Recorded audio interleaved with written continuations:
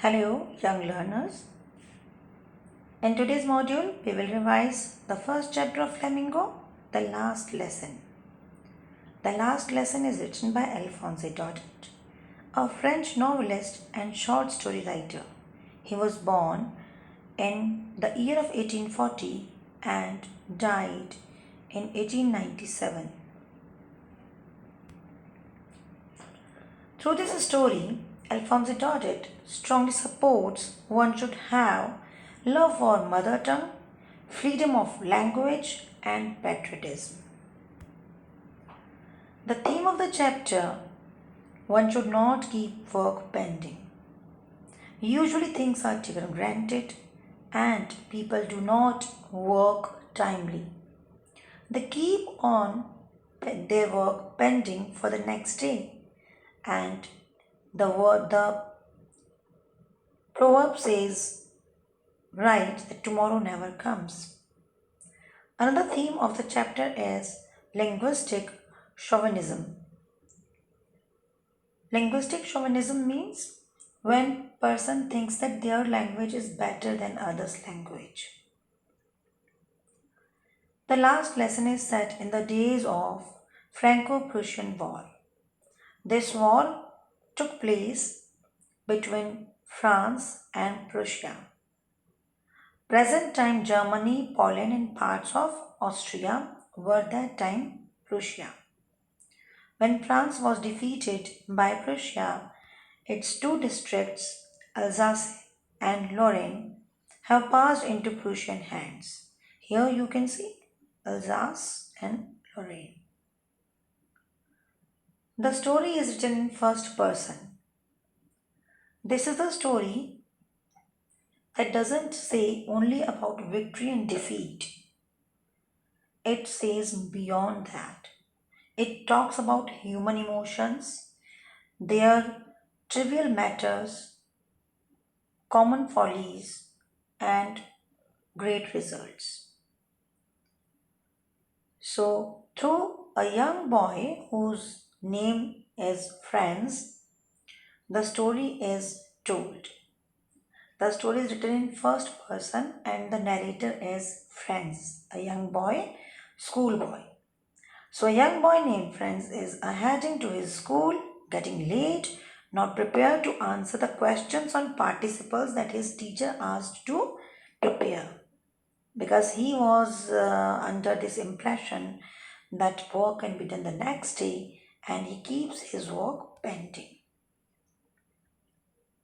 He thought of running away and not to spend the day indoor but out of the doors. Nature and surrounding were more tempting than rule for participles. Many things were around. The birds were chirping at the edge of the woods. In the open field back of the sawmill, the Prussian soldiers were drilling. So these were more tempting than rule for participles for French. He passed the town hall. Crowd was in front of the bulletin board. So there was a bulletin board, and for the last 2 years, all bad news had come from there. It means whatever orders were there, whatever new updates were there about the war, and new things had taken place, those all came through this bulletin board. And that's why it says all bad news, because France got defeated finally. That's why. Franz was in hurry to reach the school.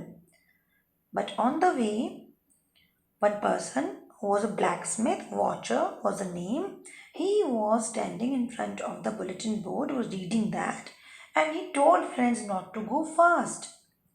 He said that he had plenty of time to reach to school. Franz did not get why was he saying like that. Reaching school, Franz observed no hustle bustle, no usual sound was heard, all so still. His friends were already in their places. Usually, due to commotion in the class, he used to take his seat without any notice. But but that day, it was completely still, no hustle bustle. That's why it was difficult for him to take place in the class without any notice. And all friends were there in the places. M. Hamel.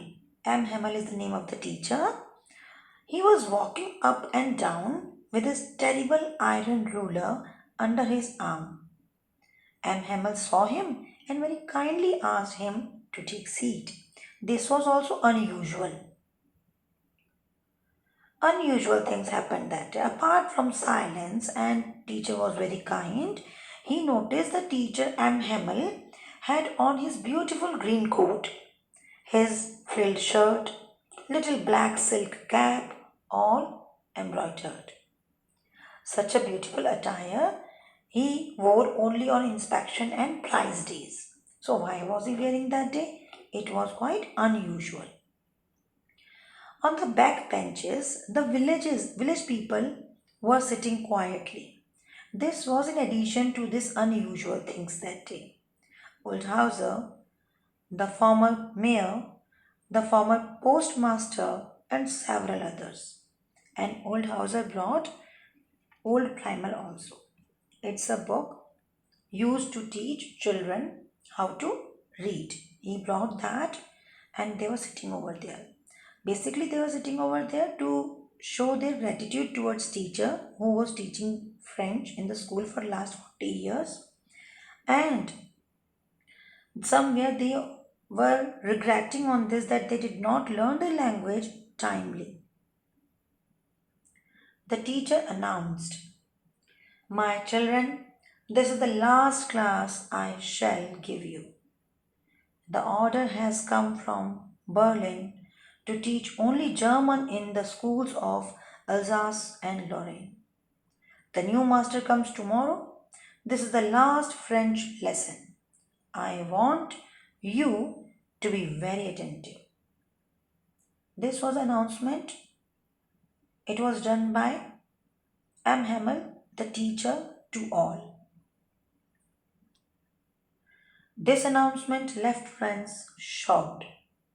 He felt bad as he hardly knew his language.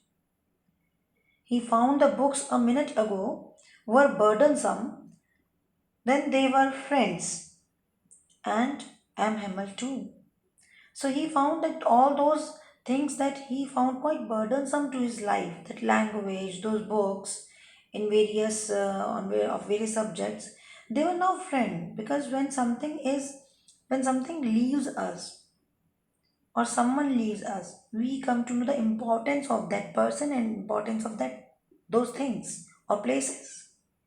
He was asked to recite, but he could not. He was asked to recite on participles and he could not do it. He just mixed up on the first words and stood there. He thought the teacher would beat him or ask him, but it did not happen in this way. The teacher did not scold him. M. Hamel blamed himself and parents for such kind of result. He said to friends that every time we said that we had plenty of time, I would do it the next. Frenchman, you predict you are Frenchman? You can neither speak nor write your own language? So, in this way, somewhere he made them realize how one can be called a Frenchman. Parents preferred to put you to work on a farm or at the mills. He himself sent them to water his flowers and gave them holiday when he wanted to go for fishing. So he took the blame on his own also, and he blamed parents also for that, not only children. French language he kept on appreciating. M. Hamel said French language is the most beautiful and logical language. It's a language is key to prison. It means if the situation that they were going to face, if they knew the language, so it could be key to prison. He taught grammar and friends understood it one go. First time he was attentive in the class and he felt no problem. in understanding the chapter what M. Hamel was teaching. It means he was never attentive in the class.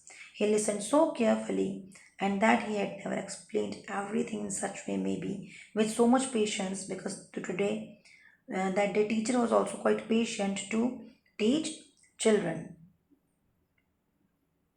M. Hamel. He had been working as a French language teacher for 40 years in the same school. He was sitting motionless and gazing first at one thing, then at another. It seemed he wanted to capture how everything looked in that little schoolroom. So he wanted to fix in his mind all those things, whatever things were there in the little schoolroom, because he had to leave the place. The church clock struck 12. At the same moment, the trumpets of the Prussians returning from drill, M. Hamel stood up, wanted to say something, but something choked him, and he could not speak. He turned to the board and wrote. What did he write? He wrote, Vive la France, means live long France. This is the chapter, the last lesson, and I hope you understood the chapter. In case you have doubt, you may ask. And once you just go through the entire chapter line by line for better understanding and enjoy the chapter. Just imagine yourself as one of the French that time. Thank you.